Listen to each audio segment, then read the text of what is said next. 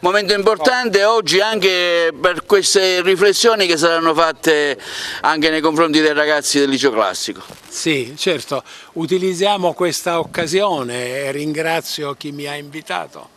per aprire una riflessione che nel momento attuale deve essere particolarmente approfondita. Non possiamo più parlare in termini astratti, siamo costretti a parlare di cose che ci impegnano qui, ora, e ci impegnano urgentemente, nel segno, vorrei dire, quasi dell'Apocalisse, perché abbiamo la speranza di essere usciti dal Covid, è soltanto una speranza ancora,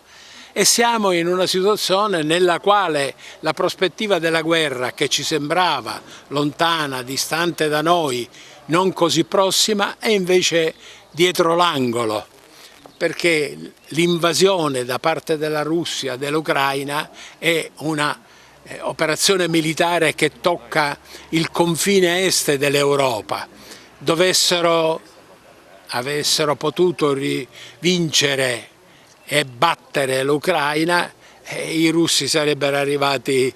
quasi a casa nostra, perché sarebbero entrati in Moldavia, in Romania, in Polonia forse. Quindi uno sconvolgimento dell'assetto d'Europa, uno sconvolgimento anche dell'assetto mondiale, perché adesso sembra chiaro che in ragione del buon rapporto, e ne era pensabile una cosa diversa, tra la Russia e la Cina, noi abbiamo un capovolgimento di quell'assetto che sembrava essere uscito dalla caduta del muro di Berlino, quindi già da 34-35 anni, un assetto nel quale da una parte gli Stati Uniti e dall'altra l'Europa potevano guardare soltanto con serenità al proprio avvenire e quindi al proprio sviluppo e al proprio progresso. Ma siamo richiamati invece ad una situazione molto difficile, nella quale evidentemente poi i problemi dell'Italia si complicano e quello che è più grave, si complicano quelli della Sicilia,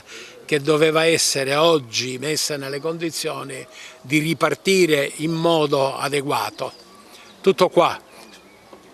Ci metterò tutta la mia buona volontà perché i giovani capiscano, dibattano, discutano, perché la nostra speranza è anche affidata all'iniziativa dei giovani.